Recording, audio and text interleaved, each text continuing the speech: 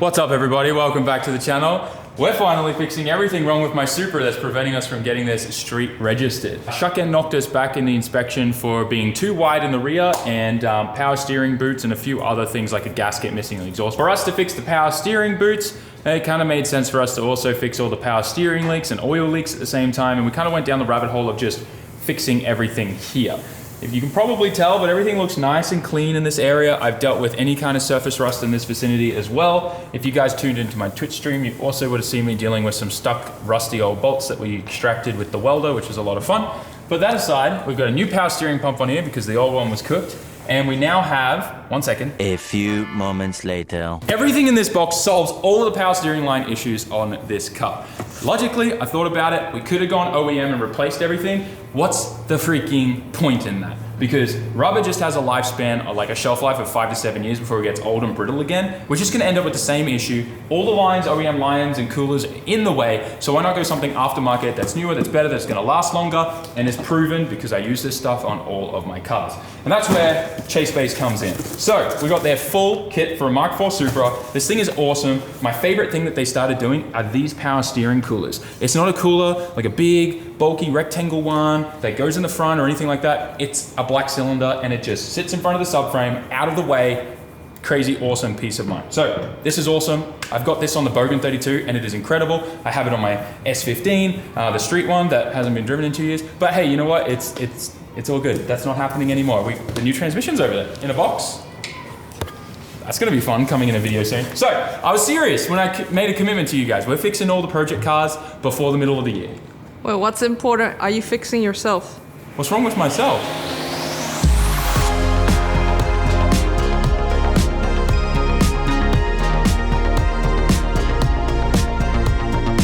I got this brand new / reconditioned power steering pump from a local guy. It was only about $120 US for that, which is a steal as far as I'm concerned. Obviously it's a core swap, so I gave him the old one, he gave me the fresh built one, and it was super easy to just switch out. Excited to see what this car's gonna actually feel like with power steering. Otherwise though, the other stuff that we need to do on the car is all of these oil cooler lines are like random mix match fittings and they're not sealing correctly. So we're gonna change all of that, put fresh lines on there. We've got a bunch of fittings and stuff that we can use from Vibrant, which will fix all of that up. And this is something kind of funny I want to show you guys. If you want to pass shuck-in because your tires are sticking out too much, you can just throw on a bit of this double-sided, what's it called, like door seam sealer or whatever, like it goes on the door. The baby. Oh yeah, it can also be used to put on the edges of furniture, like so when your toddler's running around, he doesn't knock himself out. But yeah, this is it. I also put the wheels on from the Bogan 32, which are like Skyline spec, and it's like minus 38, plus 38, minus 38. Yeah, you get the disc. It just sucks it all the way in, so that way we can pass truck it. But yeah, let's get this thing up in the air, start changing all these lines, and get the power steering kit on there.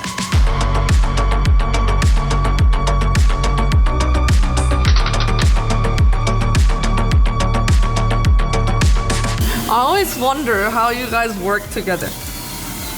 Look how Daiki is holding his it's like he's holding really, really high up, and then you're bending your neck like that. Yeah, I want this to be higher, but then Daiki can't even reach the car. So. At least you're not working with me. That would be even worse.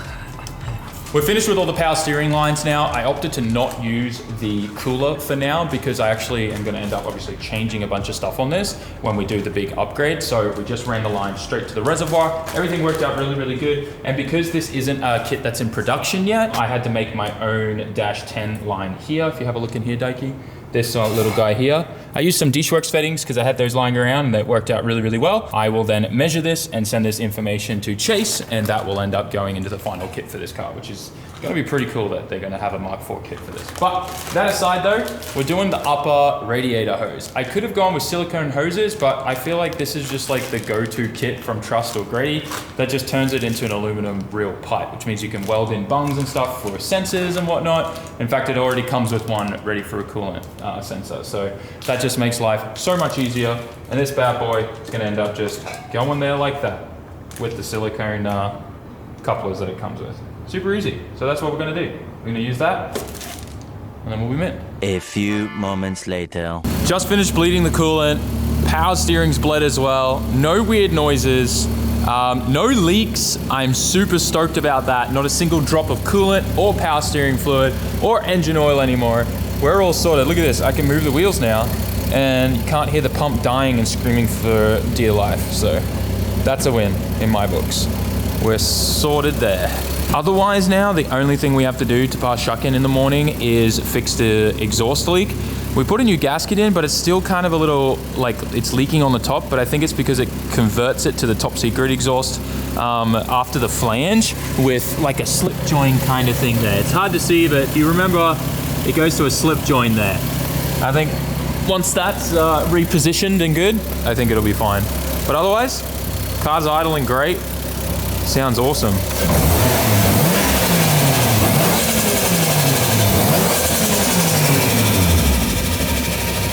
2 JZ power, baby.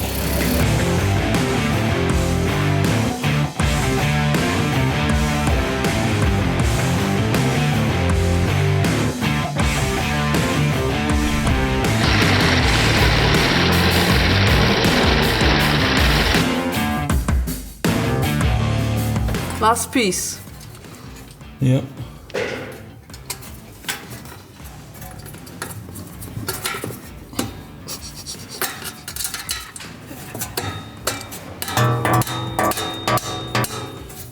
Yay! The car's done.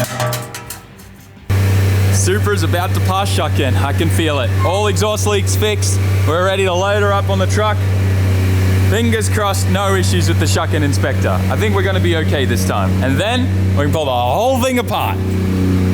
It's finally happening, Daiki. Are we gonna pass today? Are we passing? I wish. I hope so. It's been a mission. Oh my gosh, look, no side skirt life, just so we don't go over the width thing. This still cracks me up. I can't believe they pass you if you just put a bit of this on the wheel fender. My God, what a mission this has been. There's the inspection place over there. We'll go through there. I don't know how much we can film, but I'll try and get a little bit for y'all. Hopefully, all good from here. No next clip of we didn't pass. I want this thing to pass. Normally we don't have any issues, but this has been a new experience for us with this car. We've got all of our paperwork. We're in line. Let's hope for the best. I don't know if you can tell, but all the doors are closed. They're closed. But the good news is the Supra passed. The Supra passed. The Supra can officially be registered and on the streets of Japan. I can't tell you guys just how much paperwork is involved in doing this, especially this car right now, because it's been put on a base registration, which takes it out of Japan's paperwork system, and it's as if you're bringing a new car that's never been registered on the road before in Japan. So all the extra paperwork that has to be done for that is just insane. Just moving the Supra because we have to put the plates on, and then we have to go into that little inspection area where they put that special seal on the back that says that it's all been done proper. But we got our plates. What number did we get? That's what I want to know. Hey, there's an 8 on there. That's all that matters. I'm actually going to probably get Daiki to come back and get new plates. Yeah, let's do it. It is what it is, man. It doesn't matter. You guys, it's... Look how much paperwork this is, guys. So much. It's done though. Okay. We passed. All right, let's get these plates on. We're gonna get Daiki to change the plates later on for like a 880 plate, but for now, these will do. What do you do? We are putting the plates on, baby. Yeah. So if you can see, we got like the kind of the circle thing here, but the seal isn't inside it yet, and that gets clipped on by this guy over here, who is going to put this thing with a little kanji, the Yokohama kanji. So that's getting done now, and then we're done. It's cool, they provide you with the bolts, stainless steel bolts, and a screwdriver so you can put these on your car. Look, no one there. No one's here. We're the last people here. Somehow we made this happen. I was really worried at some point today. I thought this wasn't happening today, but we got it done. Yeah.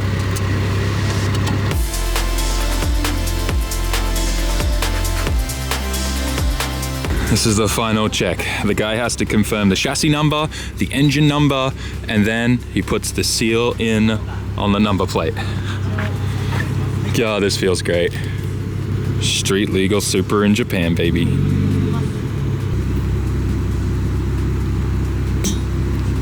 And we're done. I want to drive the Supra home so bad. Thank God the office is open until 5, an hour after the inspection place closes, because we would not have had this done today. But now this means we can actually start with the build properly and get this thing ready to go to Australia. And I'm hoping we can have this thing ready to go in 2 weeks. It's gonna be tight, but I think we can get it done.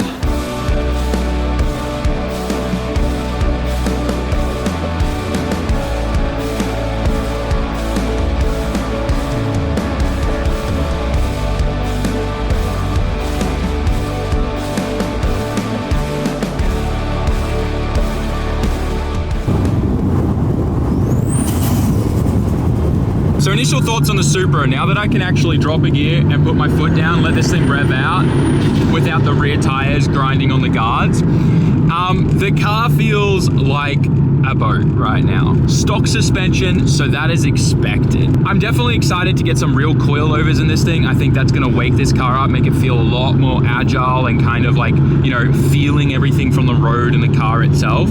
It's pulling a little bit to the right. The car probably needs an alignment. My tire pressures, I think I asked Daiki to check them, so they should be fine, so it should just be an alignment issue. But for the most part, everything feels pretty awesome. The car feels heavy as well though, I will say that. So I'm really excited to see how this thing feels once this gets dialed in, aligned, and makes a lot more power. But for now, I know what the kind of baseline is. We already dynoed this thing, we know how much power it makes. It feels and sounds pretty decent. I think if this had coilovers, like I said, and a nice alignment, it would feel even better, but it does still feel too heavy for this power level, if that makes sense. Like a 400 horsepower, 32 Skyline or S chassis definitely is way faster than this in a straight line at the same power level, but that's expected. The weight difference is there, obviously. Car feels great, and I'm really excited to see what this is gonna feel like with some more power. May's doing her job getting some shots with the K car.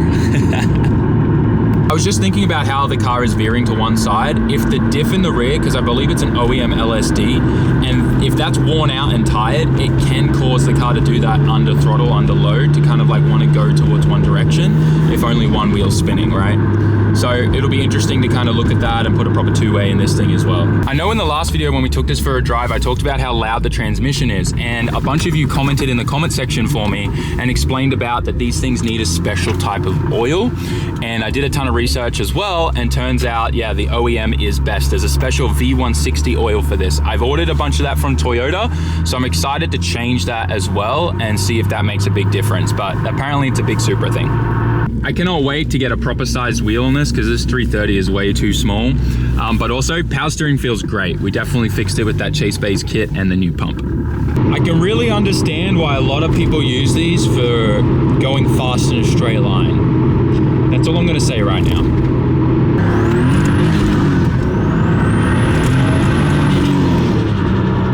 There's absolutely no way that I wasn't gonna take May for another drive in this thing. Now that this thing's a little bit better dialed, should be good. To JZ power. You excited? Yeah. This is gonna be fun, I think. I get to open her up. Vroom, vroom. Open up that throttle. Let all the air in.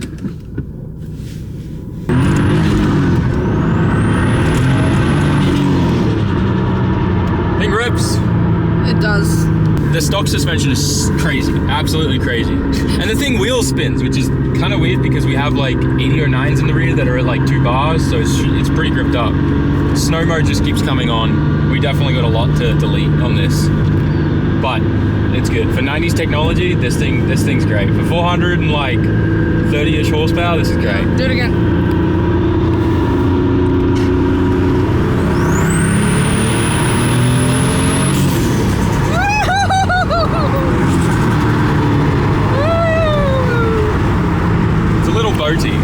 But it's great.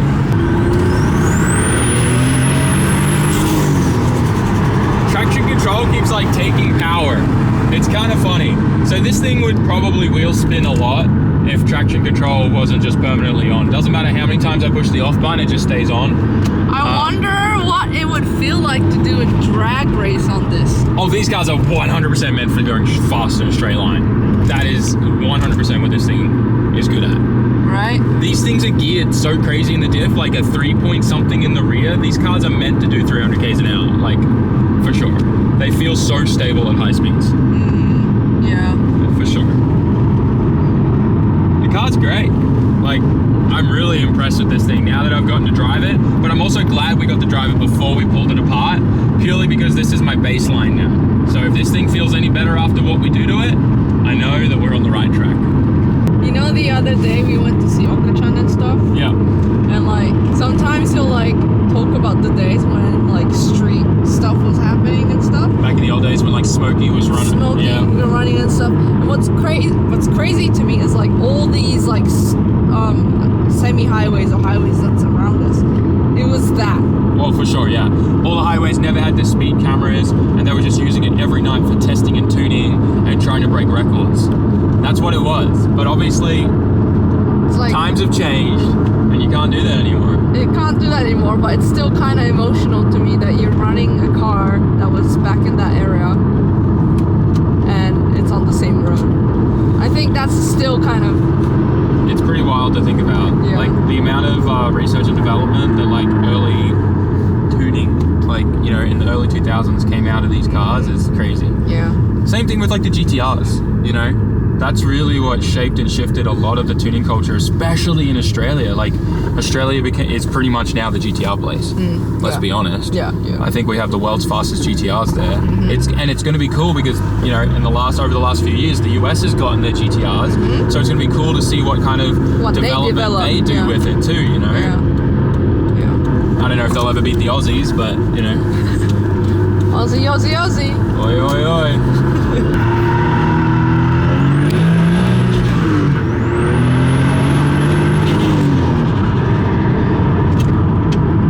I'm really starting to enjoy this car too much. Are you gonna get more? Might need another one. If you know anything about Supras, doesn't matter how many times I push the off button down there, whenever this thing slips at all in the rear, snow mode comes on. I push the off button, it goes away, but then it just comes back on the moment I put my foot down and this thing, you know, steps out a tiniest bit or a little bit of wheel speed. It's really weird. We're gonna delete that anyways. I'm so glad we got to drive it in such a nice blue sky weather. It's Yeah. the best, right? Definitely good. Dry roads. Yeah, winter in Yokohama is quite nice. Usually we get maybe 1 or 2 weeks of snow, but this year we've been very lucky so far. Yeah. Definitely great boosting weather. Yeah. Also, really enjoying this car. I don't know if I'm like capable enough to drive a JZ, 2 JZ, but You'll be fine. 2 JZs are great. You just gotta be careful when you put your foot down. it's the torque. Oh yeah, this thing. But also the stock suspension lifts the car so much. Yeah. Like squats, you know? It's like puts its booty down. Yeah. Sits down. It's doing the reverse cowgirl. It's the torque. And then all the air that gets sucked in, you can hear that. All the turbo sounds, it's great. It sounds like an airplane to me. Just remember this, because in about a week's time, this thing's gonna have almost double the power. We need to definitely make Do sure we they have need more power? Yes. One does not simply own a Supra without making at least 699 horsepower. That's just the rule. 699? I don't make the rules. Yeah. You know? Hate the game, not the player. You really gonna do this? Yep. I think it'll make it. The real JDM experience. This is the back way to the shop. And this is literally the real JDM experience. All the sketchy roads through Tokyo that are super small. So this isn't it. This is actually kind of a nice wide road. But up here, this is like the back entrance to the HQ. Super narrow and little steep street here. Plus pedestrians. I think we'll make it. Yeah, plus pedestrians. I think we'll make it. We'll be good. We'll be good. Look. Just kind of, you know. I think this car's a little high enough. hill too. You gotta do No, we'll be good. We'll be good. You sure that side will fine? Oh my Yeah, goodness. just have a little faith. God. Look at this. Oh, yeah. She made it.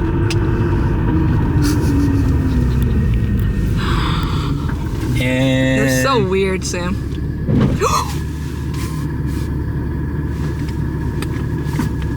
And this is where the video ends. Thank you guys for watching today's video. We're gonna be pulling this car apart now and starting to redo everything. The side skirts are already at the paint shop because they got a little damage when we took them off, so I guess I'll give them the bumper now too. Good job. So here's where we're gonna end today's video. Tune into the next Supra video where we're gonna show you all the parts that are getting bolted onto this thing and start ripping everything apart to get this thing done in time so that we can go to the dyno. I wanna test 3 different turbos on this thing, turbos that aren't even released to the public yet. It's gonna be a lot of fun, so definitely tune in for it. Like, comment, share, subscribe. Peace.